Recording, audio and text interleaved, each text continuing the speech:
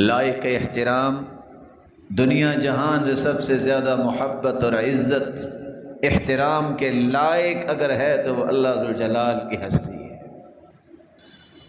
اللہ ذوالجلال اس کی عظمت کو ماپنے کے لیے ہماری عقل اتنا سفر ہی نہیں کر سکتی جتنے اللہ ذوالجلال کی عظمت ہے۔ ہماری عقل میں اتنی طاقت ہی نہیں ہے کہ ہم پیمائش کر سکیں۔ صحیح بخاری کی روایت ہے، یہودیوں کا ایک عالم اللہ کے رسول کے پاس آیا اور کہنے لگا کہ اللہ ذوالجلال نے پوری کائنات کے اوپر جو آسمان نظر آتے ہیں، ساتوں آسمانوں کو اپنی ایک انگلی پہ اٹھا رکھا ہے، دوسری انگلی پہ ساتوں زمینوں کو اٹھا رکھا، تیسری انگلی پر اللہ ذوالجلال نے جتنی شجرکاری ہے، جتنی زمین ہے اور پانی ہے، اسے اٹھا رکھا، اور چوتھی انگلی پر کائنات کی ہر چیز جو باقی ہے اسے اٹھا رکھا۔ پھر اللہ ذوالجلال فرماتے ہیں انا الملک، میں ہوں بادشاہ۔ اتنی بات کہی اس نے، صحیح بخاری کی روایت، اللہ کے رسول مسکرا دیے اور فرمایا وما قدر اللہ حق قدری، ابھی بھی اللہ کی قدر انہوں نے پہچانی نہیں ہے۔ کتنی بڑی بات کہی اس نے، فرمایا ابھی بھی قدر نہیں کی۔ اللہ ذوالجلال اس سے بھی عظیم ہے۔ اس کی عظمت کو سمجھنے کے لیے صرف 5 باتیں اگر ذہن میں ہوں تو انسان ورطۂ حیرت میں چلا جاتا ہے۔ جس زمین پہ ہم بیٹھے ہیں، آسمان تک پہنچنے کے لیے 500 سال کا سفر ہے۔ سیدنا عبداللہ ابن مسعود رضی اللہ تعالیٰ عنہ بیان کرتے ہیں، ہر آسمان کا اتنا ہی فاصلہ ہے، اس کے ساتھ ہر آسمان کی جو تھکنس ہے، موٹائی ہے، وہ بھی 500 سال سفر کریں تو ختم ہوتی۔ اللہ کی مخلوق جو اللہ نے بنائی ہے، 7 آسمانوں کے اوپر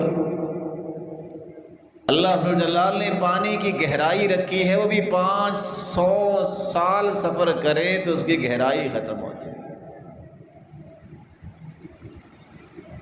ایک دوسری بات، وہ فرشتے جو اللہ ذوالجلال کے عرش کو اٹھائے ہوئے ہیں، صرف ان کے کندھے اور کان کے درمیان کا فاصلہ جو ہے 700 سال سفر کریں تو ان کے کان آئیں، جیسا کہ سنن نبی داؤد کی روایت۔ ان کے ٹخنے اور پاؤں کے درمیان، ٹخنا تو پاؤں کے ساتھ ہی نظر آتا ہے نا ہمارا، 100 سال کا سفر کرے تو تب جا کے پاؤں آئے۔ تو مالک جو بنانے والا ہے وہ کتنا عظیم ہو۔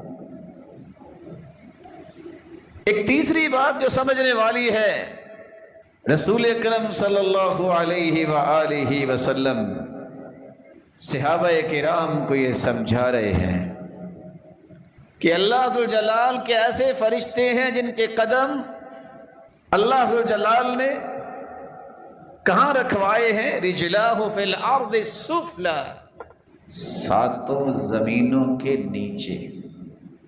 لیکن اللہ ذوالجلال نے کیسے وہ فرشتے بنائے ہیں جن کے سینگوں پہ اللہ ذوالجلال کا عرش انہوں نے اٹھا رکھا ہے، 700 سال تک پرندہ اڑتا رہے۔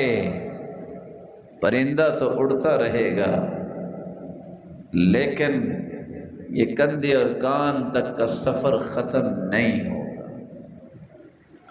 آپ صلی اللہ علیہ وآلہ وسلم نے ایک چوتھی بات سمجھائی ہے، صحیح الجامع کی روایت ہے۔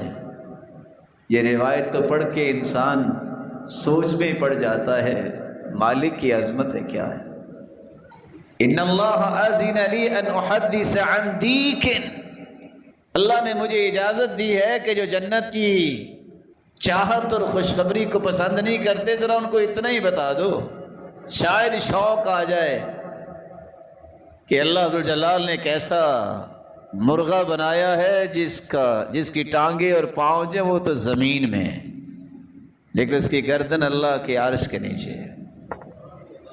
کتنے 100 سال کا سفر ہے عرش تک، پانی کے اوپر عرش ہے، ساتوں آسمانوں کے اوپر پانی ہے، پھر عرش ہے، اور وہ اٹھا کے اپنا سر کہتے سبحانک ما اعظم شانک، اللہ تعریفیں تیری ہیں، تیری شان کیا ہے، ہم تو بیان ہی نہیں کر سکتے۔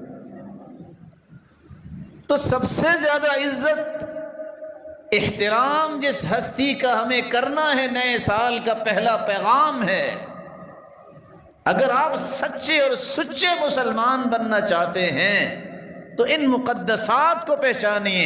ریڈ لائن ہے، جو رب کے بارے میں کلام کرے گا اس کا ہمارے ساتھ تعلق نہیں، جو رب کو ہی نہیں پہچانتا، جو رب کے بارے میں ہی زبان درازی کرتا ہے، اس کا تو ایک ہی حل رہ جاتا ہے، جو حل صحابہ نے بھی کیا اور بعد والے نیک لوگوں نے بھی کیا، کہ وہ زمین کے اوپر نظر نہیں آتا، اس کو زمین کے نیچے ہی رکھنا چاہیے۔